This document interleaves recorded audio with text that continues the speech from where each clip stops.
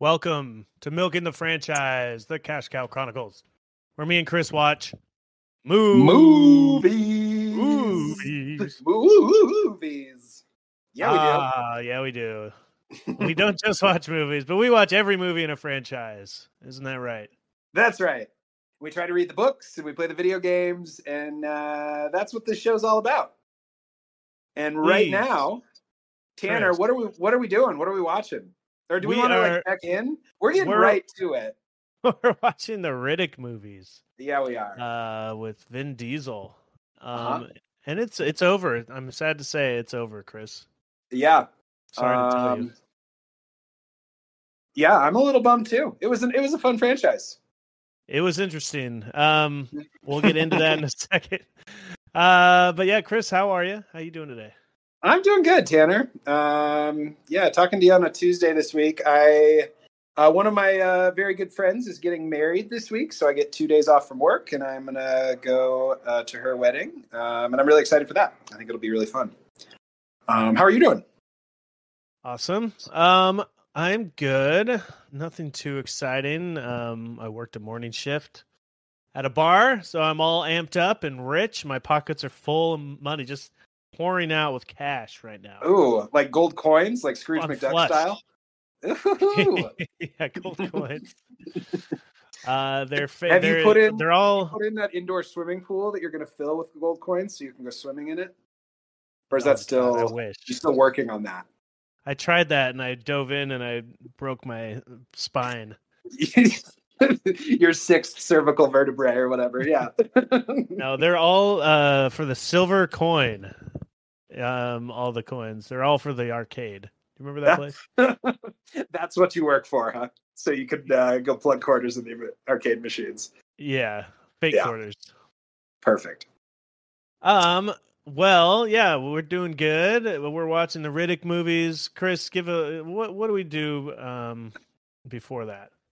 Yeah, well, part of this show that we think is pretty fun, that we hope you also think is pretty fun, with each one of these episodes we put out, we also put out like a little survey with some jokes and some questions and just some little bits from our time talking through the movie.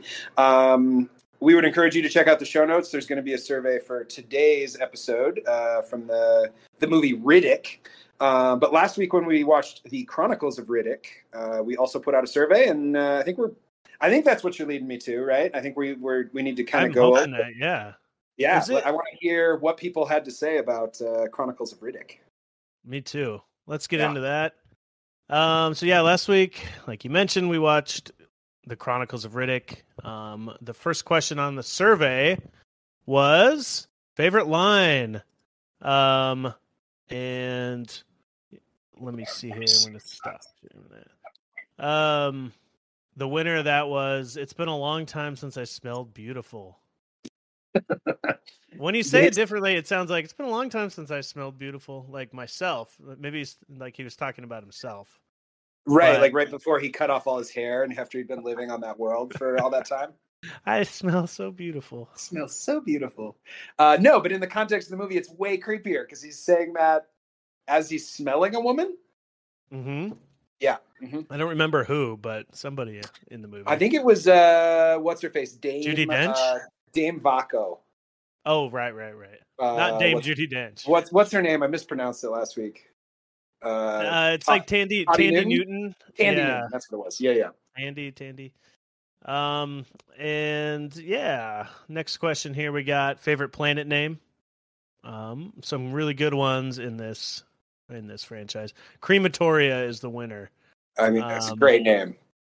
Crematoria, we had Coalsack 3, Furia, of course, and Helium Prime. Close seconds.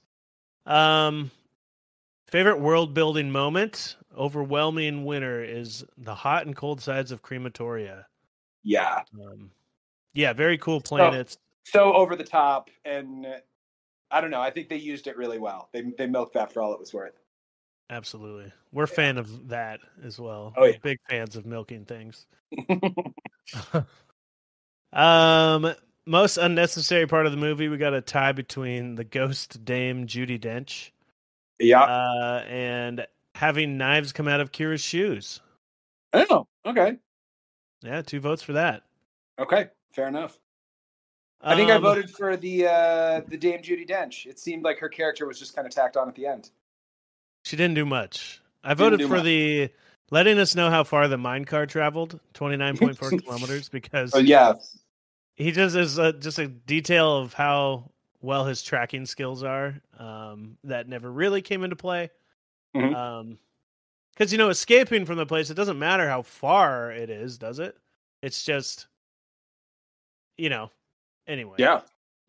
No, I totally agree. And they got to the surface pretty quick, even though it was 29 kilometers down. Yeah, we didn't really talk about that last week. This movie, or this whole franchise, I feel like when they're running across a terrain, it's like time doesn't matter and distance doesn't matter. There's a lot of that, actually. All right, let's see. This only takes place during one period in Riddick's life and doesn't qualify as a chronicle. We had that debate at the end of last week's podcast. We did. What would be a better name than the Chronicles of Riddick? We got Pitcher Blacker. Oh, that's great. Yeah. Escape from Crematoria. That's great. That's actually really good. Pitch Perfect. Good. A Furion Tale. Riddick Goes West. We should do the American Tail movies sometime. Are there more than one? Five Will Goes West. Two? I think there's 4. But anyway. Boy. Okay. Yeah, I'm looking to get creative with some of these franchises because we're doing a lot of the most popular ones. Very true. And all action based. The Chronicle of Riddicks. It's like the clumps where Vin plays all the parts. Oh no. I just would love to see him in Clump's makeup acting like a woman. He's so masculine in every movie. It would be really funny to see that, I think. That would be pretty good. Yeah. Then we got there's a bunch of them in this one. Riddick, An Unexpected Journey. Riddick, The Desolation of Lord Marshall. Little Hobbit reference. Riddick and the Dench, Quantumania. Riddick and the Dench. To Richard B. Riddick. Pitch Black 2, Riddick. Riddick Scared Stupid, and Riddick Goes to Jail. A couple earnest ones there at the end. Yeah. What are some other planet sun scenario ideas that Riddick could be placed in? Let's see. Necros, so the Necromongers ram a conquest icon into a sun, and it goes dark, and Riddick has to outrun the cold. Alrighty. Okay. So the conquest icon, I wonder if that's the blue orb thing. That's got to be the blue orb thing. And, I realized we talked about this a few times last week. After the podcast, I took a look at the beginning. The opening of the movie, they destroy a whole planet with that thing. And so we were kind of talking about what does this thing do? And I had totally forgotten that the movie literally starts with that. Rectifying our mistakes right here. So it went up, but then it didn't destroy the planet at the end. At the end, yeah. Okay. All right. I'm on board now. Thank you. They're like nukes. So the next question here, next answer. A jungle world where only God rays price the treetops? God rays price the treetops? A jungle world where all those words are English, but I don't understand them in that order. Where only God rays price the treetops. This would mess with his vision. There's some kind of spelling error in one of those words, and I'm not sure. I think Okay. it's some kind of ray, like the sunlight. Maybe it's The Ray rays. Lewis. Maybe he wants Ray Lewis in the next movie. God rays. So the next one, Riddick fights a sun in hand-to-hand combat.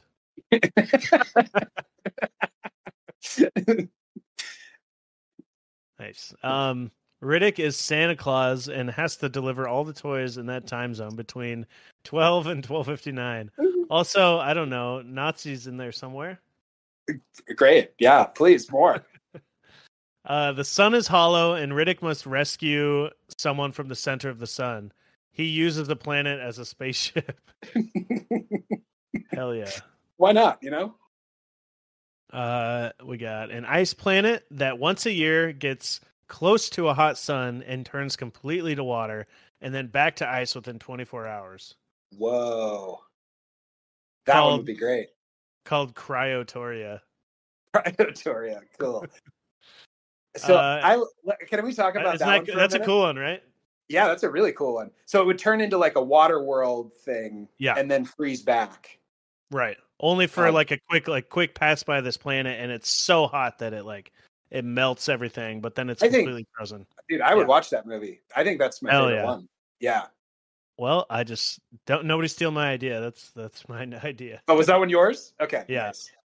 And then we got a strobe light planet that resembles a fight scene in this movie where eclipses happen so fast that it feels like strobe lights. I love that. That's great too. Yeah. There's multiple eclipses happening all the time, so it's just flashing lights. Yeah. Yeah. They're spinning so fast around the planet that it's and it's called Strobe Sack 3. I mean, I'm a little upset at One Race Films now that they haven't made more of these movies with all these tremendous ideas inside.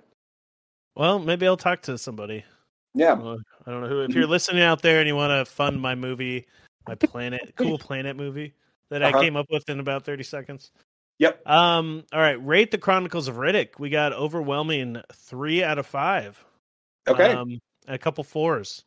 So I think, it's probably people's. That's a little lower than Pitch Black, right? Yeah, that was like all 5s. Okay. Maybe 1 4. So yeah, I definitely think out of the trilogy, this one is the least respected, even by big fans. Even if they think, I saw a lot of people saying stuff like, "I love this movie, even though it's bad," kind of thing. So I think it's fun, and that's definitely what I thought too. But yeah, and we'll get to it at the end. But I think that's probably where I would put this one too. You know? Yeah, we'll do our big rankings. Everyone's been waiting for it. I mean, people have been getting at us for weeks. Clamoring. Chris and Tanner, tell us your Riddick rankings. We need to know them. Okay. Let's get into it. Should we jump in? Let's do it. So the movie we watched is just called Riddick. It came out in 2013. It's the third and so far not the final one, maybe, but it's the last one that they've made. And it was directed by the same director, David Twohy, and of course stars Vin Diesel.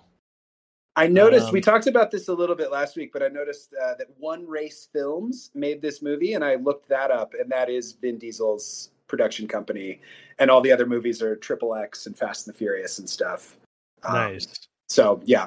I like that story you told last week about him getting the rights to this back just so he could make this movie.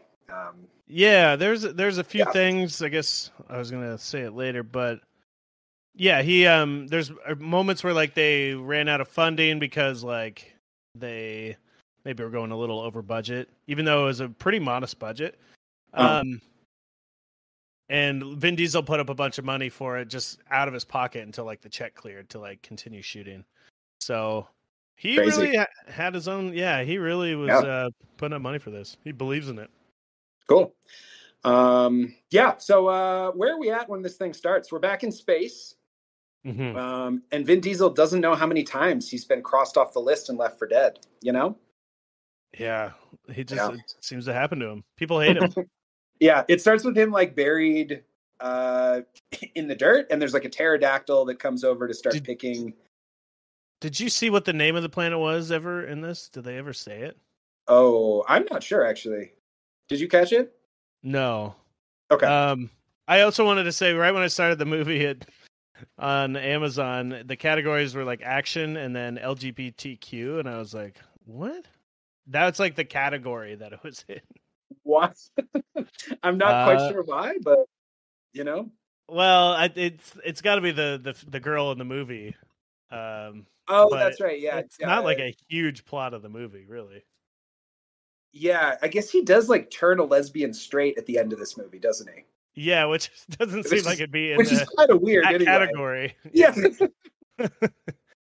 All right, I think they're just like being cheeky anyway. Sure. Yeah. Anyways, sorry. Yes, he's on this desert planet.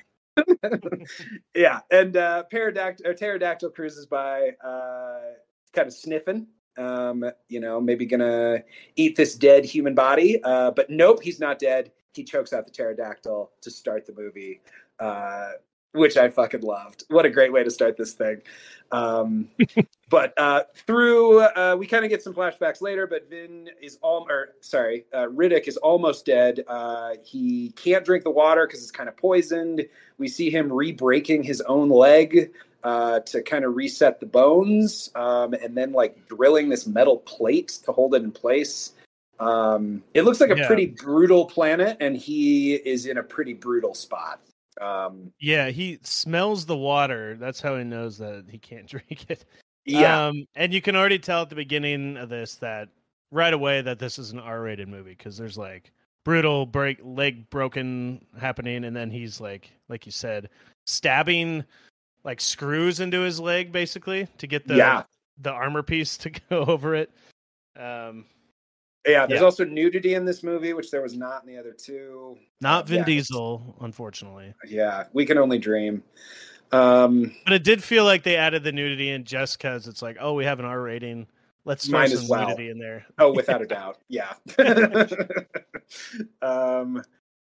So he's in a weird spot, and there's also on this planet there's a bunch of jackals, just these giant, like, I don't know, like 6 foot tall dogs. Is that about right? Yeah. Yeah, definitely. And so they're hunting him, and he has to hide in these volcanic pools. And there's a bunch of snakes in there too. It's kind of an intense opening. Did you take anything else from the start of this thing? Well, yeah, it's like 20 plus minutes, I'd say, of like not a lot of dialogue, him just kind of living off the land and hunting and healing back from whatever happened to him. You don't really know what happened yet. Yeah. And let's see. Yeah, the jackal, he goes underwater and he slows his heart rate down until it basically stops so that they leave him alone. That's right. And then he's fighting the dogs and kicking him around. And I was wondering, like, he's like kicking this dog, right? And like fighting with it. Why didn't he use his animal side to calm that dog down? That's a great question. We've seen him do it before, and he does eventually get the dog to go away by making it play fetch. Yeah. So the animal side's still there for sure, but you're totally right. I'm not sure why it had to come to all that. Yeah. Besides that, there's like this large scorpion monster that lives in the pool, like the water pools in the cave that he's in. And it's kind of like guarding his way out, I guess, right? Yeah, he's kind of stuck in this like area of the planet. He has to go past these things. Yeah, so before he's getting out of the situation, he like hides himself in this coffin, and you get some backstory of what happened. And he says there are bad days, and then there are legendary bad days, like this. Yeah, like this one. So what happens in the flashback scene? He flashes back to his Lord Marshal days. So when we were last with Riddick in the Chronicles, he had killed the Lord Marshal of the Necromongers and had been appointed as their new leader.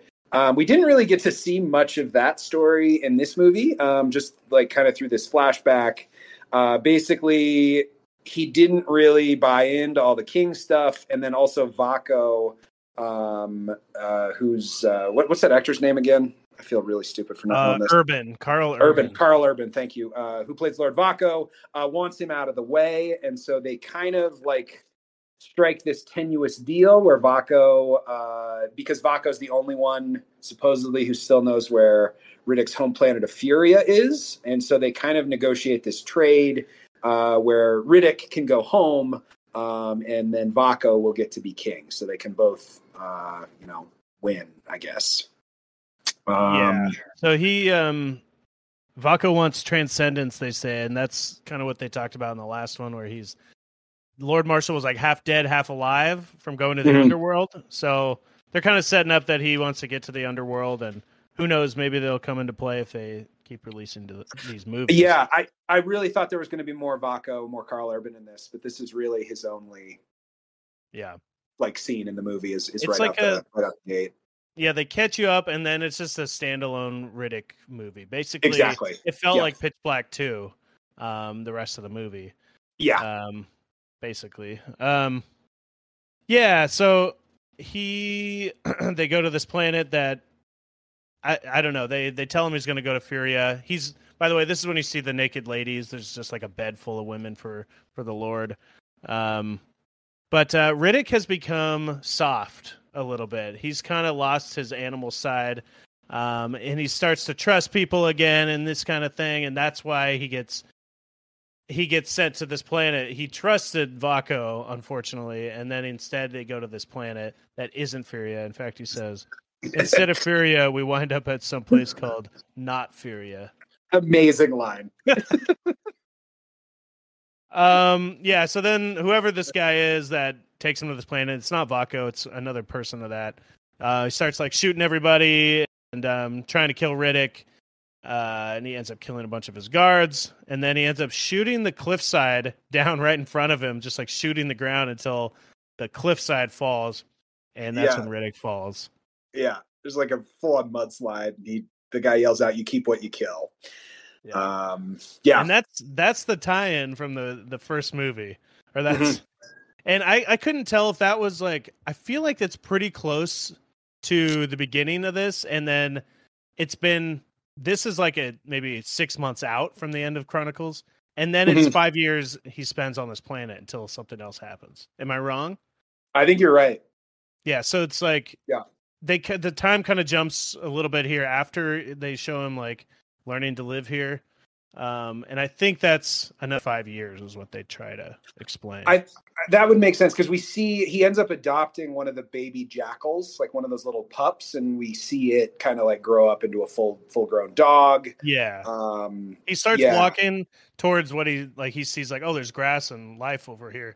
And then like all of a sudden the dog's fully grown. So I'm assuming he's just been kind of wandering and living and whatever. It also shows him like doing that stuff with the scorpion venom, because he has to get past those monsters. And so I don't want to skip over this stuff. So, some good stuff here. It's pretty good, but he basically does. He like trains himself to be okay with this scorpion venom. So he's like injecting he builds up an immunity. Yeah.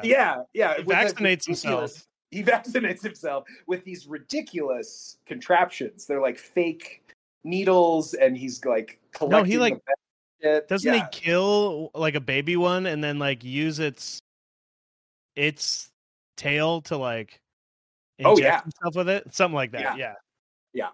For some reason I remember the contraption that he had being even more elaborate. Like it had could have been. But anyway, it's ridiculous either way. And there's a bunch of shots of him like puking and kind of like passing out from this venom. And then finally, I think his leg is healed from the fall, and he's ready to take on these scorpions. It shows him like connecting with his animal side. He says, "I gotta find that animal side again," because he committed the worst crime of all. I got civilized. That's right. Yeah, the worst crime of all. Not like the other bad crimes, but getting civilized. That's as bad as it gets. So yeah, his caring for like Jack or Kira is what caused him to get sloppy and fall into this mess, they're trying to say. And now he's got to turn on to his fucking hard animal side again. He's eating raw fish and meat and stuff like that. He's, like you said, he's injecting himself with poison because he's stuck in this cave that he can't get out of because there's this like one scorpion like guarding it. I don't understand why he couldn't just find another way out. Because there's definitely like an overlook where you can go look out like on the horizon. I don't know. No, I'm with you. And I don't think I put it together until today. Are those creatures, those scorpion things, are those the same monsters that we see later in the movie? Yeah, so they have to be in water, right? Yeah. Because then And that's the planet twist. We'll get to that a little bit later, but yeah, he there's some sitting water here, and he has to get out past a couple of these things. And I actually really liked the character design on those scorpions. I thought they gave the tail kind of like a skull look. Yeah, they're kind of badass looking. Yeah, but yeah. Oh, he also like you said, he gets a little dog, one of the little jackals, and he puts it in a cage, and he kind of grows it, and he also makes it immune to the poison. Yeah. So he's like injecting it with this shit and growing it to be his little pet. And then the big fight comes where they escape from this thing. How does that go? Well, there's a couple of them that he has to fight, and he's got a big sword, and he'll like swat at its head, and then it like comes back with the tail, and he'll dodge out of the way. And he manages to kill one that way, and then the second one. Do you have anything more on the first one? The second one was a way cooler kill, I thought. He lets it bite him, and that's kind of like, he's immune to the poison, so he lets it bite him, and then he chops its head off. There we go. Thank you. What about the second one though? And then the second one, he does like that. He does like a knee slide underneath it and like cuts open its whole belly, and its innards all fall to the ground. But that whole thing was in slow-mo, and it was just like such an over-the-top kill. At first I thought, and I think I was wrong once later in the movie it happened, I thought it was the same one. I thought he cut off its head, and then its head grew right back.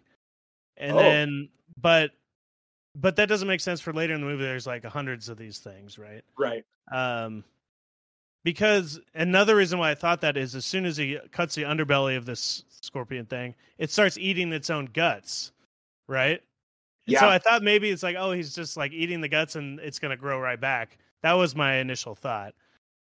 Do you think that's the case, or do you think I'm wrong? I think he killed it. Yeah. Okay. Yeah, I didn't see it that way the first time through, and maybe you're right, but that's not how I saw it. But then later in the movie, it doesn't make sense that they regenerate because they're just slaughtering these things one by one. Yeah. Yeah. So he's traveling on. He's looking towards where there's grass and life, he says. So he's going on, and eventually it's 5 years past, I think, or some time has passed, and the dog has grown up. And he's got this jackal pet, right? That's kind of his new, like, his soft spot. And the connection here, I don't know if you picked up on this. Jackal? Whoa, dude. Huh? Whoa. Right? Is this Jack?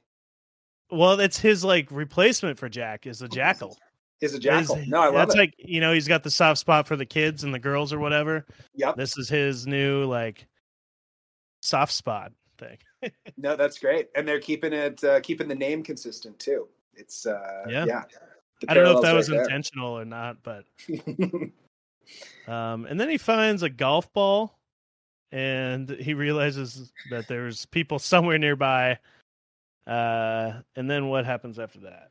Well, they managed to find a space station, and so we get a couple shots of them kind of like going through what's in there. He finds an MRE and tries to feed it to the dog. The dog pees on it. We get some, like, they're bonding, and there's comic relief. He's disgusted by this MRE, and he goes right to eating raw food again. Yeah, exactly. And then it kind of foreshadows the coming storm. So there's this huge storm like a ways out on the horizon. And Riddick looks at it and goes, looks like our time here is up.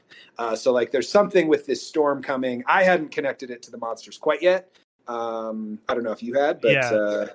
No, not the monsters, but I was like, oh, this is like the planet's thing. There's like an unlivable storm on its way. Yeah. And I actually like that we've watched all these movies back to back, because I was just looking for like, what is the weird planet thing that's coming? I think that's like I don't know. It's a fun thing with this franchise. You know, each one of these has its own planet thing. Yeah, definitely. Yeah. I would have been disappointed if they didn't continue something like that. Big time. Yeah. I also wanted to point out he's dragging this giant like cart behind him, and it's like a huge piece of meat. Like it's almost like a human sized like mutton chop, or like what am I trying to say? Like a huge bone of meat that he's dragging behind him on a cart. So I don't know. I can only assume there's like a woolly mammoth or something that he killed. Yeah. I just thought that was funny. It's a good visual for sure. Yeah. But yeah, so Riddick knows that this rainstorm is going to bring bad things. So there's like this weird space station that they find near the golf ball, and he ends up using like the emergency beacon to call for a ride. Not really help, but to call for a ride. And then we get a couple mercenary teams that show up because there's still a pretty sizable bounty on his head. So what of the mercenary teams here, Tanner? What can you tell me? Oh, I know Dave Bautista's in there. Hell yeah, he is. You get kind of the goatee, like the worst goatee I've ever seen. It's pretty bad. Yeah. You kind of get this like shadier group of mercs, it seems like, and then you get more of like almost like a military style mercs, right? Yeah. I don't even know if the second one are mercs with the girl. Or I'm not quite sure what their whole thing is. Yeah, but they're also clearly there to get Riddick and to catch him and to talk to him. But yeah, certainly like one of the first mercenary team, the lead guy's name is Santana, and you're right, they're like dirty, they're kind of sketchy. And then the second one is super professional, and we find out a little bit more about that later. He leaves a note on the door written in maybe not in blood, but it's like written on the walls, leave one ship and go or die here. Yeah. So like he's basically saying, you know, this is his warning that he's either they're all gonna die, he's gonna kill him, whatever it is. You know, leave him a ship and go, basically. Yeah. And then you get to see how bad these guys are like right away, because they have a girl prisoner on the ship. And they're like, let her go, just let her go off, because we need the weight to carry Riddick back. And he's worth a lot more money. And so they cut her loose, and she just goes off, and then they shoot her. Yeah. They didn't really need to shoot her, but they did. Just to establish, like you said, that they're bad guys. They're bad guys. Yeah. And so the two teams kind of talk, and they realize that Riddick could very easily steal one of their ships and take off. So their plan around that is to take like one of the power cores from each ship and lock them up so that so that there aren't any functioning ships and Riddick can't steal one and go. And that ends up coming back a little bit later. But those power nodes are kind of like locked away in like a cabinet in where the mercenaries are hanging out. Yeah. And then they put a bomb on the door that explodes outward. Yep. So if anyone tries to open it, it's going to kill them.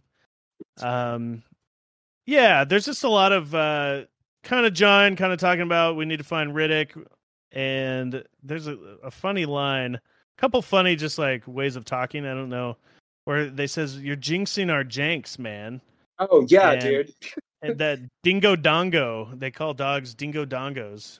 Yeah, but also with Australian? The jinx and the janx, you need to unjinxolate our fucking janx is a lyric or is a phrase in this movie. They say that line, the jinx janx thing, a few times, like maybe 3 or 4 times. Have you ever heard that before? No. Okay, because it caught me off guard every time. It's like janx. What are they talking about? Well, I know the first one was filmed in Australia. and I'm wondering if those are Australian things. Maybe. I mean, I know what jinxing is. I've never heard of janx, but dingo dongo, that sounds Australian to me. That does sound Australian. I'll give you that. That's some shrimp on the Barbie dingoes. shit. Yeah. What happens here? There's a lot of little things that happen. Yeah. Basically, he's able to take out their security system by sending the dog to send off false alarms and then making this clanging sound, so the camera is like flipping all over and freaking out. He also sets a bunch of bear traps. I believe he set those, right? It doesn't show him doing it. Yeah. But that's the implication I got. But there's just these huge, like, space bear traps. Yeah, like full body, half a body bear traps. Yeah, they're so big. What else happens? The dog pulls the beacon out, and that throws it off. And they're kind of they're not really taking Riddick seriously at this point. A few of them are kind of like, we should watch out. But what's the main, like, the head of the shitty crew? Santana. Santana. Mm-hmm. He's not the one, but one of the guys gets caught in a bear trap.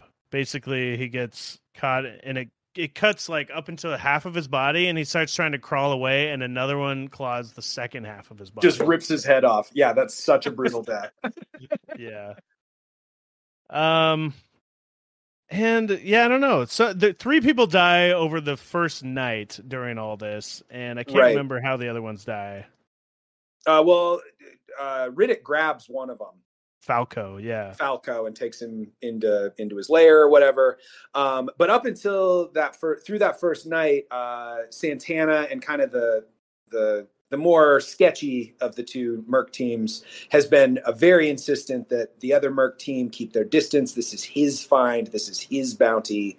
Like, you need to keep your space. But 3 of his guys get killed in the first night, and so he ends up going to the other team. And phrases it like he wants to borrow their gear. And so, like, they can send guys along to use the gear, but, like, this is my kill still.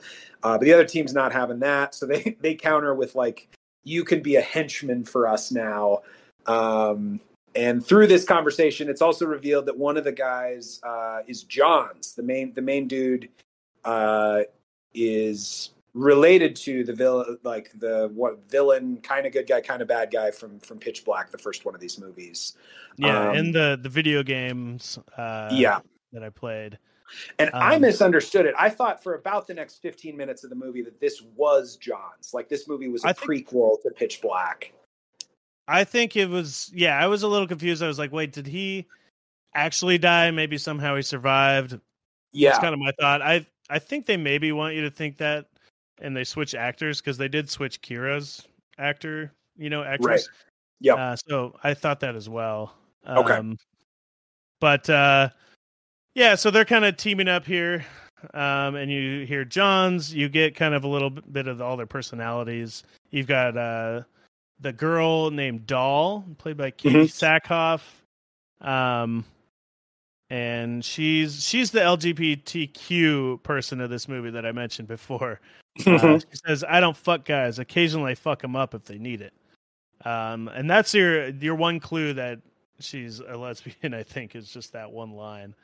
And then let's see, what else do they say? We also get we get some action from Dave Bautista, so he kind of establishes himself. He is a bad shot. But he's big and strong. Is he a bad shot, or was he just kind of like fronting a little bit about his shot? Like, no, there's no way I missed that. Well, he didn't. He missed the dog, right? I know. I wasn't sure if he was just trying to pretend like he's too good for it, or if he's always a bad shot. And so let's see. Johns, you find out, has been hunting Riddick for 10 years. You don't really know why at this point. And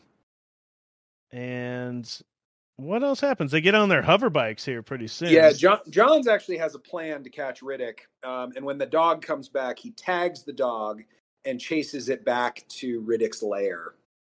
On hover hogs. On hover hogs. Yeah, they're like Harley Davidson's crossed with like pod racers from Star Wars Episode 1. And yeah, they bust out there, but it's kind of a setup because that's where Falco's body, they find that, and Riddick is not there. They have these guns they're like lightning guns with lights on them. Yeah. So I think that was a way to like blind Riddick. They know that he has these light eyes or whatever. Oh, I like that. Okay. Yep. And it also shoots lightning bolts for some reason. Because fucking of course it does. Yeah. Also, I did want to bring this up at some point, but I liked how they did his eyes in this one. Like they did. Yes. The way they made them look was way cooler in this one than the last one. Yeah, they're like more pronounced. Like you see him all the time, but it looks better. I agree. Yeah, it's like in pictures when you have like red eye, they do that, but they just make it white, and he looks that way the whole movie, and I think I thought it looked a lot cooler. Yeah, it looks great. Everything in this movie looks a lot better. Like, it's a smaller budget than the last one, but everything looks better. I mean, I know it's like years later, so the CGI and everything is better. Like the graphics just look better, but it's right in that sweet spot for a movie like this, where it should be a little, not an indie movie budget, but not an overblown green screen fest. Yeah. Yeah. Let's right in here. We also get Riddick has like one creepy thing that he does in every movie, and in this movie, Doll is taking a shower. Who's the lady on the Merc team, and he like reaches out his hand and almost grabs her in the shower. It's kind of weird. He's like reaching in, and it's showing him like getting closer and closer to her head, but he never does. Mm-hmm. And I was wondering if he got some hair to sniff like he did in Pitch Black or what. But what happened actually was that she notices right after that one of her, like, I don't even know, tools, a pair of scissors or something has been taken, right? Mm-hmm. So he was just getting something to kill people with, I think. Some kind of weapon. Okay. Yeah.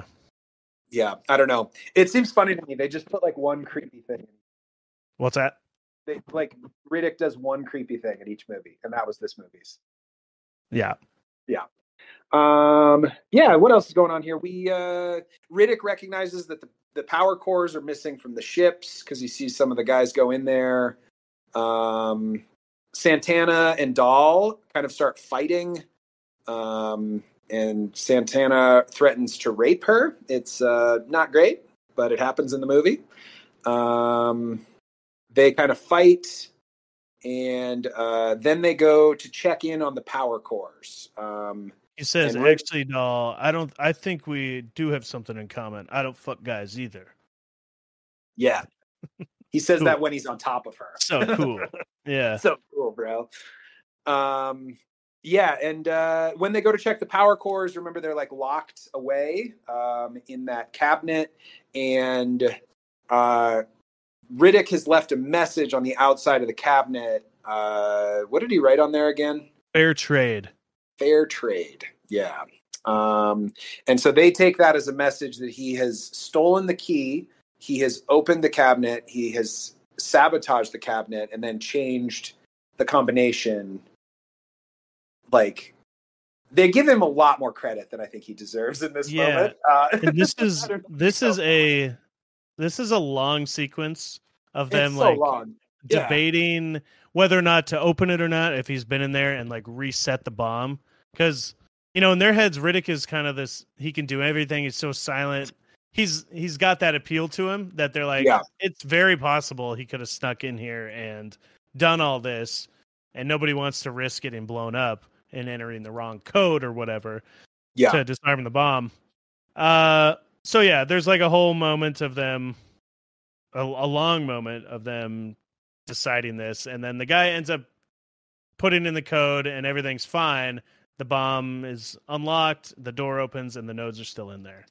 And then they did something really stupid, which is just kind of leave it open. And walk away and kind of talk. They're talking about other stuff. And then they go back, they shut the door, it hasn't been taken yet. But Riddick don't lock it. Yeah. Yeah. They don't lock it. That whole sequence was so stupid to me because it's like a 5 combo thing, Yeah. and each one was correct. But they were playing it up like, oh, well, that one worked, but the next one's going to be the wrong one. And it's like, no, dude, it's a combo lock. So you think he like changed the combination to exactly the same combination, except for the last one? Like, I don't know. Yeah, maybe. I don't know. I mean, I get they do mention like Russian roulette. They're like there's no bullet until the last one or something. Yeah. So, I don't know. I mean, if Riddick knew the code, he may have just changed it to, I don't know, one number off. I don't know. Anyway, it felt like they were playing that up like it was this big reveal that he hadn't switched I don't know. That scene felt really silly to me. Yeah. Yeah, it was too long. The tension, there was a little bit of tension when he was actually opening it, but it could have been like 5 minutes shorter. Yeah, and then one of the guys, his name is Bokeem Woodbine. This guy, he's a great character actor. The black guy, he's in like Fargo and a whole bunch of stuff. But he walks over there and kind of gets taken by Riddick, and this scene was also a little bit confusing. So Riddick puts a knife to his throat, and they say some stuff, and then the next scene cuts in, and they come over, and the nodes are gone, and this guy is sitting down on a chair behind the locker, and he's like too afraid to say anything. Right? What happened there? Well, I think in the scene right before that, Riddick had like confronted him and almost killed him, and then he took the power cores instead of killing him. So I think that guy was like, I don't know, thanking. I think he was just grateful that he wasn't dead, and he was kind of in shock a little bit. That was my guess. Shock. Yeah. Okay. Yeah. It's kind of weird stuff where he wasn't like, "Oh fuck, Riddick's," like he didn't like yell to anyone like Riddick stole it or whatever. Yeah. Yeah. So Riddick goes and he buries this node out at his special spot. So only he knows where it is, and basically now they're going to have to comply with whatever Riddick wants. Right. It also makes a point to tell us here that the energy cores from one of the ships are incompatible with the other ship. So because of this stupid plan that they had to take one energy core from each ship, both of the ships are worthless now unless they can get these energy cores back from Riddick. Yeah, let's see. Yeah, and so now he just walks back in, right? Yeah, he's like, "Look south." He talks to him on their headset. Yeah, he's got one of their radios, and so he's look south. So he just comes up and says, "Hey, the weather's approaching. Basically, we're all gonna have to get off this planet together. I know where the nodes are, and this is the game now. This is where we're headed." Yeah. And Father John's, he's like, this is where you find out that it was the dad, right? Yes. Possibly. Take a ship. I take a ship. Sorry, I need to get caught up here. Well, either way, Well, there's also that scene where he gets tranquilized a bunch of times. I think that happens that happens right before we learn from Papa John's. Yeah. These are all fun. Father John's, Papa John's. Yeah, they're all there. So they take horse tranquilizers and they shoot him a bunch, and then they get him tied up. Even though he was giving himself up anyway. Yeah. We also get a real like Marley and Me moment when the dog, our little friend, gets shot. Yeah, Santana blows this dog away right as Riddick's about to pass out, and he sees this, and that guy's gonna die. Yes. And as soon as he can. Yeah. And it does not disappoint when it comes around for him. So they capture him and interrogate it, and this is where it's revealed that Johns is actually the father of the Johns that we met in Pitch Black, who was like the cop who was kind of like trying to bring him in. And then there's also the line in here, "Love those toenails, by the way, matches your nipples." Yeah. Any thoughts on that line? Nope. Great, me neither. I mean, yeah, he says that to Doll, and she says, "Love the toenails, by the way." Yeah, Predator pink matches the nipples. I don't know. Yeah, he does these little creepy things. That's part of his character. Part of his character for some reason. Yeah. So while they're interrogating him, we kind of learn that, Johns has been following him around for 10 years, like you said, just to it seems like just to get information about how his son died, right? Yeah, like let it go. Yeah. Yeah, he assumes Riddick killed his son because his son is such a good boy. But then Riddick, maybe it was a little bit later, but Riddick tells him he's a drug addict, and he was kind of a dickhead, and the dad doesn't believe that his son was like that. Which doesn't seem like the kind of closure you would need for a 10-year voyage to track someone down. Yeah. Riddick's like, I didn't kill him. Yeah. Someone else. He just died. So the guy that killed the dog, he threatens him while he's chained up that as soon as these chains come off, he'll be dead in 5 seconds. And then at the end of this interrogation, the storm begins. That's the clouds right. are here. Nobody listened to Riddick, and he says, "I told you it's not me you should be afraid of." And these serpents from the beginning of the movie start attacking the base and trying to get inside, and it's a nightmare. Yeah. And so this is the big planet thing is these big seasonal rainstorms. And during the dry season, these horrible creatures have to live underneath the sand and they can't come up. But when it rains, then they come up to eat and do whatever they need to do.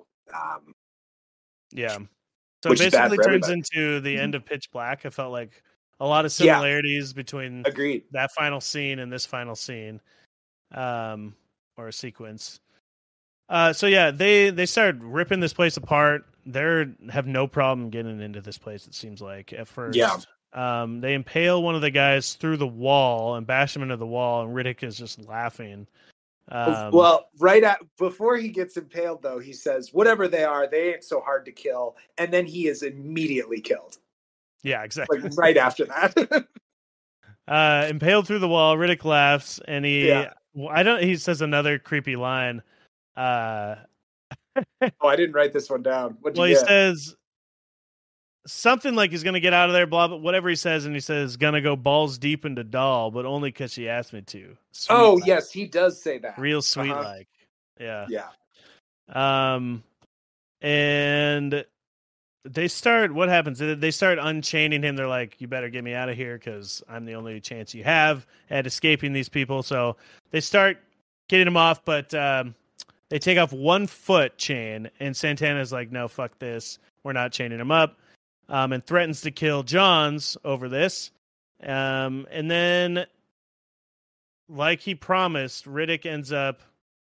What happens? The sequence of this. He somehow kicks. This guy has a sword. Tanner, by the way. Let me pause you for a second. To all of our listeners, it's hard to describe a sunset because it's so full of beauty and mystery. And that's how I feel about this kill that we're about to explain. Santana comes in for the kill, and Riddick is able to kick the sword up into the roof, and Santana flies back against the wall. Then the sword falls from the roof, and what happens, Tanner? He soccer juggles it like a soccer ball with his foot, and kicks it it cuts the guy's head in half, basically. He sure does. Kicks the sword across the room with such velocity that it chops this dude's head in half. And then his head falls in a box, which is, they kind of referenced having your head in a box a few times during this, right? Yeah, like Riddick was going to get decapitated and they were going to bring his head back in a box to collect the bounty. Yeah. So he'd been calling this guy head box or box head. Box boy. Box boy, that's what it was. Just what a kill, you know? Yeah, pretty good. Yeah, pretty good. And Riddick mentions that he's a man of his word kind of during this. So, John's is kind of starting to believe that maybe Riddick didn't actually kill his son, and that even though he's, an anti-hero, yeah, but a criminal, that he's maybe not such a bad guy, or at least you can trust him with things if he says it. Yeah. And they need him in this situation. He has no choice but to trust this crazy person because he's the only one who knows where the energy cores are. Yeah, and Yeah. I think people just start kind of getting knocked off here. There's this kid we haven't even talked about. He's like a religious young boy. Not a kid, but like a young man. He doesn't really have much of a purpose, but he's always praying. Why they brought him along, I have no idea. Probably because there was a holy man in Pitch Black, and they knew that they needed to kind of go back to that formula instead of the one from Chronicles of Riddick. That would be my guess. Yep. But yeah, we get one of the snakes bites one of the characters, and he dies. And we find out that they work the same way as rattlesnakes, where you don't want to get bit by the little ones because they give more venom. Yeah, what else happens in through here? They're gonna have to go retrieve the cores, so they all hop on the motor hogs. The hover hogs, and they're like, "Do you know how to ride one of these?" And Riddick says, "I'll ride it like I stole it," and kind of like comes out a little bit rocky, flying around on this thing, but he gets the grip. And then there's that dude's been in 10 Fast and the Furious movies. He can drive anything. Someone in one of the IMDb things says that was a nod to the Fast and Furious. Could have been. Oh, okay. Although I've been realizing some of those are people. Anyone can submit a fact on IMDb trivia, so who knows what's real and not. But there's a sequence of them riding these bikes through the dark. All these scorpion snake things are everywhere. At one point, he does like a barrel roll, and the fire, the jets from the bike like burn these things. Yeah. He does like a jump over a gap, and there's like lit below. There's like 1,000 of these things like swarming. I was actually, when that happened, I was like, dude, I bet this looked so cool in a movie theater. Oh yeah. I was watching it on my little iPad, and that scene in particular, that rainy sequence, I was like, dude, I bet this was so cool on a big screen. It was pretty good on a 55-incher. There we go. Okay. That's what she said. So let's see. Too many inches, dude. During this, they're going to the nodes. Johns falls off of his bike, and now he's alone in the dark, and he's kind of getting attacked by things, and after a few minutes, he realizes Riddick is like right there, just watching him, and he's pissed off. It's like, you fucking asshole, just sitting there watching me. Yeah. Like struggle here. And then they hop on together, tandem. It's very sweet. Like, this is, I mean, in that scene though too, this is like where he really is like, your son was a junkie and like did this and this and this. He like really kind of lets him have it. And then they had to dig up the cores. As Riddick is digging them out, our boy Bautista finally gets his moment to shine. He flips and he attacks Johns and Riddick, and he tries to steal the power cores for himself. Yep. And he also, there's a little bit of a fight. Riddick helps him out, and on his way down, he gets killed. Bautista does. There's a funny part where he's fighting Riddick, and he lifts him up backwards by his arms, so Riddick's arms are like behind him. That was so weird. That was so weird. Like, lifting it up. I don't know if it's supposed to be I'm like such a strong man, but it looks like, and then he like moves his arms out and gets out of it, kind of like he was chained up in the first movie where he like breaks his arms, or his shoulders to like get out of the chains. And there's that little fight there. He leaps at one point. He leaps at Bautista and just like cuts him in half during this.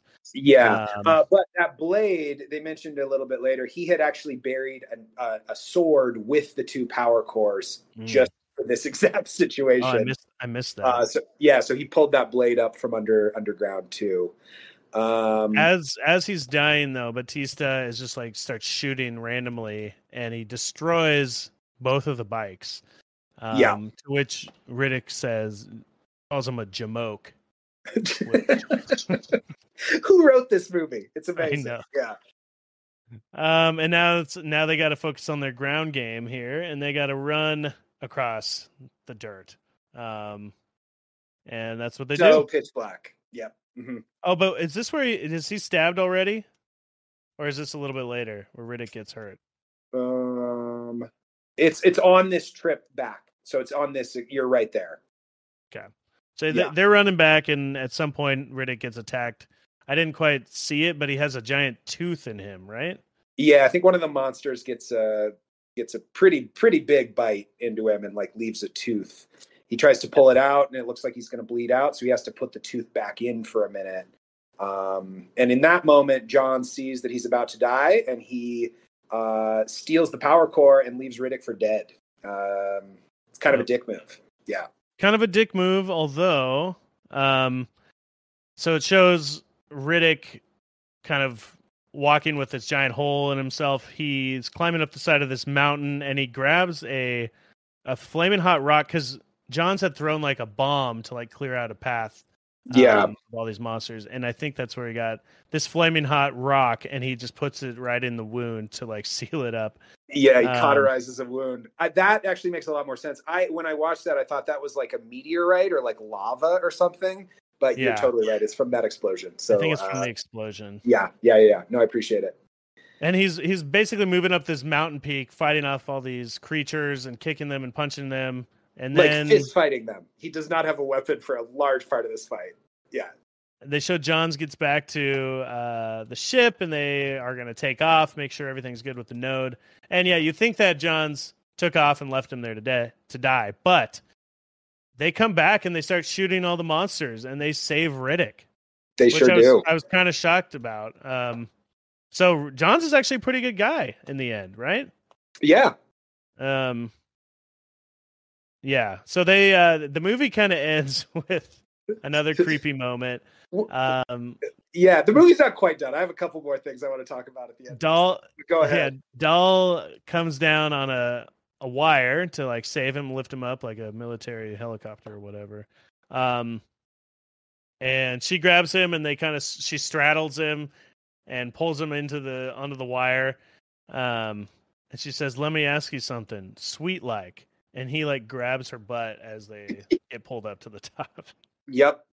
I think they're just like he's kind of just being cheeky. I don't think he's like actually changing her into a straight woman or anything, but maybe he's just so alpha. Riddick's just no woman can resist.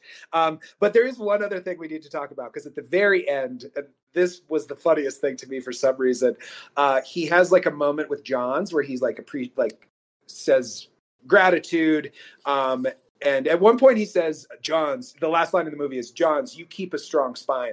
And if I was Johns at this point, I would have been like, dude, I get it. My son died like a pussy, but you need to leave me alone. Like, stop it. We've already talked about this. Like, we forgot to mention that he called his son spineless a few times. So many times. So many times. And so that's the last line of the movie. But I also love that scene because they're at this point they've gotten their two spaceships, and like Johns and the Mercs are in one and Riddick's in the other. But while they're having this conversation, the spaceships turn so they're facing towards each other. And I don't know why, but that made me laugh so hard. I was like, this is the dumbest, ships talk by facing each other, right? You can't have a communication between two ships unless they're facing each other. They want to look each other in the eye. Yeah. It's an alpha move, Chris. Total alpha move. But for some reason that made me laugh so hard that happened. And that was the end of the movie. Then it cut to black. Well, yeah, one of the last lines, like you said, he also says, you got to keep your spine or whatever. I hope you have a good spine. But he also says, "Tell Dahl to keep it warm for me." Mm-hmm. What is she keeping warm? Her the JJ? Maybe. I don't know. 100%. That's definitely like a sexual. That's the implication. Reference. Yeah. Oh yeah, keep it warm for me. Anyway, so yeah, he's got his own ship now, and Riddick is off. He's finally like off on his own. Nobody's chasing him. He's got his own ship. Yep. Yeah. He has all of the people that he cares for, I think, are dead at this point, right? Yep. Yeah. So we're blank slate for a sequel. That's the end of that is to this point the end of the Riddick franchise. Not quite the cliffhanger as the first one, where it's like, oh, now you're the king of this entire army, or the leader of this army. A little bit more open to do whatever they want. Yeah. So Do you wish? So I feel like we should talk about that for a minute because it seemed to set up a movie with Riddick and a bunch of necromongers, and then this movie was not what I was expecting because it was not that. You know what I mean? It had Vaco for the first scene, and then he wasn't in the rest of the movie. well, yeah, no, I mean, I feel like if I didn't enjoy parts of this movie as much as I did, I would have been a little disappointed that they didn't show me that movie that they told me they were going to show me. You know what I mean? yeah, I'm so glad they didn't do that. All that nonsense was like, they're just like, we're just done with all that. You know what I mean? Yeah, yeah. I don't know what they would have done. He didn't want to be king. And the necromongers, it's just there's a lot of convoluted stuff going on. But also, Yeah. I think they've talked about the next one being like him trying to get to Furia, which is where Vaca was heading. So if they can get Carl Urban back, I think there's a good chance they'll connect it again later. Okay. Yeah. You know, when he goes to the Underverse, because you have to travel through the Underverse to get to Furia, I think. Is what somebody said. Maybe did you say that last week, or did I read that? But that would make sense. Something like that. In the mythology of this universe, that would make sense. Yeah. There's a deleted scene from the movie or an alternate ending that I watched, and it's like it wraps it up at the end with Vaco. So after what we saw at the end here, there's a scene with like Riddick going to the ship where Vaco was or something. Like he goes back, and then do the ships face each other so they can talk to each other? Definitely. No, he like gets on the ship and is like, where? Let's see, what is it here? He wants to. So in this version, in the other version that's a little bit longer, he goes back to kill the guy that left him for dead on the planet. Yeah. And he finds out that Vaco has headed for the Underdark, and there's a picture of the Underdark out in front of the spaceship that he's on. Is Underdark the same as Underworld? Or the Underverse. Underverse, sorry, yeah. Yes. Whatever it's called, the Underverse. Yeah. Mm-hmm. It looks like a black hole surrounded by like clouds, kind of dark clouds. So anyway, that's it kind of like connects it again at the end in the director's cut. Okay. Which I think this is like another blip in his chronicle, is this planet happening. He got left for dead by them, and now he's free to like chase them or chase down his home planet and maybe meet them again along the way. Okay. No, I think that's fair, and I think you're right. I was much happier that they went like pitch black with this movie instead of Chronicles. You know, like they did change that story, but it did feel weird to me how quickly they threw off the Lord Marshal stuff that they left us with a cliffhanger for. Yeah. All these movies are so different. Like they're completely different types of movies. Because like the first one's just like a claustrophobic horror movie, like horror action. The second one's a fucking space opera, like just this crazy convoluted thing. And then this one is maybe more of like a, I don't know, action, almost westerny kind of movie. Yeah. But I wouldn't call it a horror. It wasn't like the first one was a little bit more scary, you know, than the monsters weren't scary in this one. It was more, it was more just like Riddick and the relationships and the characters that the mercs were. So. Well, Chris, did you like this movie? I did. I did. I don't think it was my favorite from the series, but it was a pretty fun watch. It wasn't as confusing to follow as the last one, which I really appreciated. And I liked the visual style. I think has grown a lot from movie to movie, and this one I think was the most fun to look at of the three movies. And I think for me it was kind of a back to basics approach because this one did feel a lot more like Pitch Black. I don't know. I didn't love like some of the creepy stuff that Riddick was up to in this movie, but I mean, overall, I think it delivered on what this franchise is good at. What did you think? Yeah, I really liked it. I think they have down what they were trying to do finally in this one. You know, they really nailed the character and everything. The stuff with Riddick, I think it's just like, hey, Riddick is still kind of a bad guy. You know what I mean? Mhm. Like, you try to make him into this anti-hero, but they got to put unlikable qualities to him because that's who And he he is. is like a dude who has lived by himself on a planet for 5 years, so he probably would be kind of a weirdo, you know. But he's also not like you know, do anything Yeah. horrible to these ladies. He does have that sweet spot. He just thinks it's fine to say these. He's the kind of guy at a restaurant, an old man at a restaurant. Hey, toots. No. Yeah. No, not excusing it. It's just like, I don't know. He's still just a kind of a bad guy. You know, he's not a great guy. So I think they're trying to paint that a little bit. But yeah, I think this one was the best made one. I'm not sure if it's my. We'll see if it's my favorite one, but I enjoyed it. It was entertaining. Yeah, I thought so too. And yeah, the special effects where it's like the perfect mix of all the stuff that we have wanted. The character felt right again. I think it was almost like a soft reboot they were trying to do. And then we'll see if these sequels ever get made. Speaking on that, this movie had only a $38 million budget, which is a third of the Chronicles of Riddick. Honestly, that's pretty impressive. What they did with that, yeah. Dude, you can do a lot with a small budget. I'm shocked at the price of some of these movies these days. Yeah. Indiana Jones, the newest one, was like $300 million. Yeah, and so $38 million budget, $98 million at the box office. So that is a good success and made money back, profited even. Not a huge blockbuster moment, but it also made $23 million in DVD sales, I guess. So it was a big success selling DVDs as well, and rentals or whatever else. And so I know they wanted more Riddick stuff, and immediately we're greenlighting like a sequel and maybe a spin-off TV show about Mercs, which hasn't happened yet, but I know it's still in development. And I think it's because of Fast and Furious. He's just like always busy. He's just been too every busy. year. Yeah. Because let's see, Fast 5 came out in 2011, and then Fast 6 in 2013, same year as this. And I feel like that was when Fast 5 is when it ramped up in like, as like this tent pole every summer, you know. Yes. Every summer, we're getting the gang back together for an even more outrageous adventure. Is kind of what that has turned into.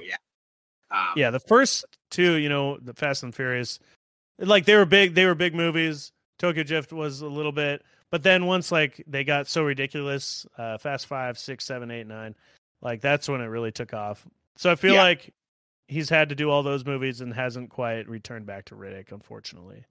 But I think the last update I saw was 2023. It's like the script is done, they're ready to go, everything's set, so it should be coming out. And he said last year that you're going to see it sooner than later. That's what Vin Diesel said. So whatever that means. Yeah. Well, hopefully that thing will come out and we can do a standalone episode on whatever that next Riddick thing is. I think that's one thing that I'm looking forward to with this is if we get any new sequels, it'll be fun to go back and revisit, some of these things that we watched a while back. I love that. Yeah. So yeah, it deserved to get another sequel as far as the money is concerned here. Chris, do you think there's room for a sequel? Do you want to see more Riddick? I mean, I think there's definitely room for a sequel. You just need a creative planet and a new set of mercenaries, you know? I think I grew to like this more than I thought I was going to. And I enjoyed these movies and I would enjoy another sequel. What would you think? Definitely. Yeah. I feel like they are just getting good. That's how I felt about it. And it's already been 11 years since it came out almost, which is crazy to think about. I didn't realize it'd been that long, but, it's kind of fun. It's like a space adventure for not nerds. You know, they don't wear spacesuits. Like you don't have to deal with oxygen. It's just like strong people fighting in space. Like great, you know? Yeah, but it's got some really good sci-fi ideas, a lot of original ideas with the planets and stuff. Absolutely. I'm making a joke. And the creatures, No, I'm agreeing with you. Yeah. And he also punches them in the face, like Absolutely. No, it's got its own thing going on for sure, which is all you can ask is the for. appeal, right? It is its own thing. They're not trying to redo Star Wars. They're not doing Star Trek. They're not doing Starship Troopers. This is its own sort of space adventure that's totally Vin Diesel, Yeah. Chris, what was your MVP from this movie? Oh, yeah, we haven't done MVP in a while. Let's see. What was my MVP in this one? In the last one, I would have said Crematoria. I really love the way that they did the planet. I think you did. We did do it last week. Oh, we did do it last week. Okay, cool. Yeah. I don't know. Yeah, Vin Diesel, maybe. Or I don't know, his jackal buddy. I mean, his little moments with the dog were fun and lighthearted. What would you put here? The jackal's good. I think the director finally came into his own, figured it out here. I feel like this is where they're like, we know what we're doing, we know what we want to do. They had no studio interference, so it's like, they finally had control over this character, and it showed. So I think that was that. And if I had any to tell, was a lot more manageable, which I think the story was just more manageable. The last one had way too much story for that. Yeah, they definitely went to just like the isolated approach, or just like a little bit smaller scale story. And I think if my only beef would be that it's almost exactly the plot of Pitch Black. It almost feels like a reboot, like which it's better made. I don't know if it's better, but it's like it's a better made version of Pitch Black. Slightly different circumstances of how he gets there and all that, but the basic formula of the mercs, well, there's no mercs, but of trying to escape this planet where these creatures are inhabiting, right? Mm-hmm. The end definitely felt like Pitch Black. So did you have any beef? I mean, we've talked about some things that I didn't love, but I don't even think I would say that was beef. Like, it didn't take away from me enjoying this movie, I don't think. Kind of feel I don't know. You sound muffled a little bit. I'm sorry. Yeah. Maybe, I mean, just I don't think I really had too much beef. Maybe John's, like, the fact that he'd been chasing him to talk to him for 10 years and then, like, just fell into line at the end. I thought that was kind of silly. It's like he didn't stand up for his at all. And he wasn't even like, he was a good guy and he acted bad in extreme circumstances, which I feel like is justifiable. He was just like, oh yeah, my son's a piece of shit. Okay, fine. Yeah, you're right. It's kind of a flimsy premise with that. He spent 10 years chasing down Riddick, and then immediately he's like, oh, well, Riddick said not so bad. True. Yeah, it's like, I don't know, man. That part kind of rubbed me the wrong way. But I mean, like you said, overall, I think that they have figured out how to make these movies, and in so many ways, this was the most enjoyable watch of the three. That I think it made up for that for me. Yeah. Cool. So, anyway, let's see, Chris. Do you want to? Should we rank the movies? We're done with Riddick. Let's do it, man. Okay. You want to go first? Do you have your ranking ready to go? Yeah, I think so. I think I'm gonna go Riddick, Pitch Black, Chronicles of Riddick. Okay. Because I think.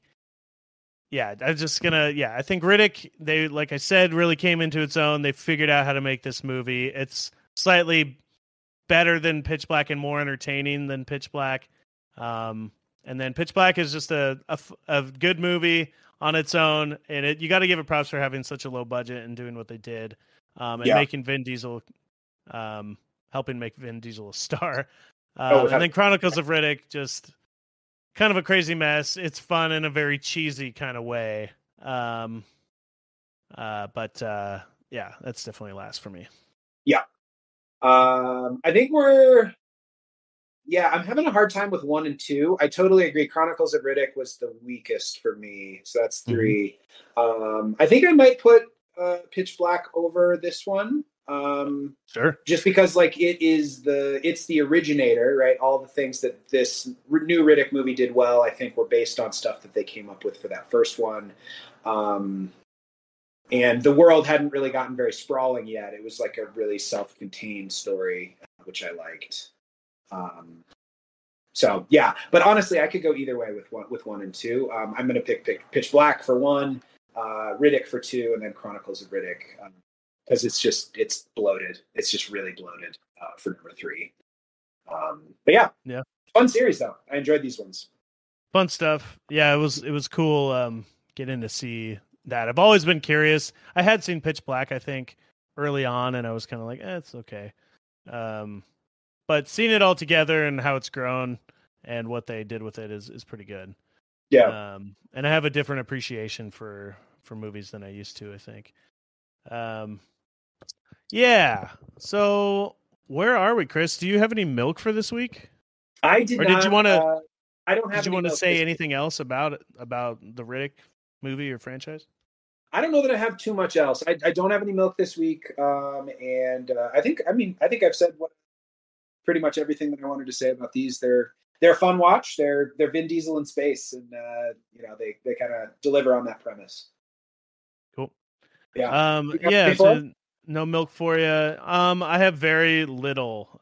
So we kind of exhausted most of the stuff, which was really just that short film and a couple motion comics. There was one more motion comic that came out between Riddick and the Chronicles of Riddick, just like that Slam City one that you watched. Okay. Or no, I guess the Dark Fury thing that we watched, that was a true bridge sequel. That was a decent watch. This one was kind of like the Slam City thing you watched, where it's just a motion comic. Mm-hmm. And it's like 5 minutes long. But I don't know why they made those. It's just like it's almost like a preview or something, but I think you're supposed to watch it before you go to the movie. And it's basically a lot of the flashback that he has. Same, they even take the dialogue from the opening of the movie where he's talking to Vaco or whatever. And he's on it's basically Riddick like on the ship with the necromongers, and people are like trying to kill him. So a couple of people come and try to kill him. And then literally just I don't think they added any additional voice from it. They just pulled from the movies and like made this little motion comic thing. So basically showing that he's been getting attacked multiple times when he was Lord Marshal, and then shows him going off and getting tricked to go into that planet. So that's that entire thing. Pretty lame. And then I played about an hour of the Dark Athena game, which was the direct sequel to the Butcher Bay game, which I liked from last week. And I played the whole thing. But I couldn't bring myself to commit to this entire one because it's the exact same game. It's basically like it takes place immediately after, and Johns and them, they escape from the prison, they escape from Butcher Bay, and then they get caught by another ship, like this giant vessel. And it's basically him sneaking around this vessel, very similar. A lot of sneaking, a lot of first-person stuff, a lot of shanking people. And then they escape from that.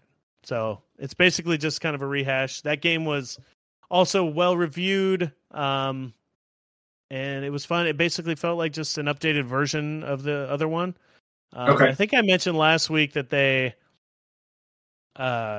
that game started as just like they were going to remake Escape from Butcher Bay and like add like an extra level to it or something. But instead it turned into a whole new game. So that's why it felt so similar. I think they're just like, we're going to use the same all the same engines and mechanics and the whole thing. They were going to basically remake the same game, but then kind of went a different direction. Yeah. It won Game Informer's Game of the Month in 2009, May 2009. So it's a good game. It seemed like it, just an updated version of it, but I didn't feel the need to play it all. So sure. Because I've got a lot of video games to play for the next month, for our next franchise. Which have we announced what we're doing next? Where we're going from here? I don't think so. Chris, what are we doing? Man, how's that song go? I'm afraid to know. We're watching Ghostbusters. Wait, no, that's not it. We're hanging out with Bill Murray and Dan Aykroyd and the rest of the gang, and we're watching Ghostbusters. You mean Kristen Wiig and Melissa McCarthy and Leslie Jones? That gang. That's the gang we're talking. We're watching only the 2016 Ghostbusters. Ghostbusters. No. We're watching them all. Yeah, we're gonna watch them all leading up to the big release of Frozen Empire. Ooh, that Empire's so frozen. The Frozen Empire Strikes Back. Yeah, so we're gonna get into Ghostbusters. Hopefully do like a quick recap of the first movie since everyone's already seen it a billion times. Yeah. Yeah, and spoiler, they bust a bunch of ghosts in that movie. I love busting makes me feel good. But Chris, there's so much milk for that. So I think the focus, since everyone's already seen it, we'll have tons of other things going on. There's so many comics and video games and I don't even know, toys, lunchboxes. Chris, you're gonna have to get that Ghostbusters lunchbox out and the Slimer thermos that you had when you were a kid. I'll dig those out of the basement. And I'm gonna go to Denny's and get the Slimer meal. Yeah. Wait, what wasn't there a tie-in that I already sent you? Slimer has an official snack now. Is that the one you're talking about? Oh yeah, they're like Slimer Fritos or something. I think it's Cheetos. Yeah, but Slimer Cheetos. That's his favorite food now. So everybody knows Slimer loves Cheetos. It's not. You're right. It's not a brand of Cheetos. It's a new flavor. It's that he likes them like E.T. likes Reese's Pieces. Yes. Yeah, they're trying to like retro fit a snack to a character. They're trying to turn him into like the Cookie Monster, but for Cheetos. Like, of course, capitalism brought us that. So anyway, we'll talk about that when it's time to talk about Ghostbusters. In the meantime, just a quick reminder, we love putting up surveys that go along with each one of these episodes, and there will be one for this week's movie, Riddick. So please check that out. Help us make some jokes about these movies. We'll read your responses on the air next week when we start talking Ghostbusters. Yes, and thank you to the subreddit, the Riddick subreddit, for taking the surveys. I will post one last one and get out of your hair. But thank you very much for doing that, and we'll see you next time on Milking the Franchise. The Cash Cow Chronicles. Goodbye. Bye.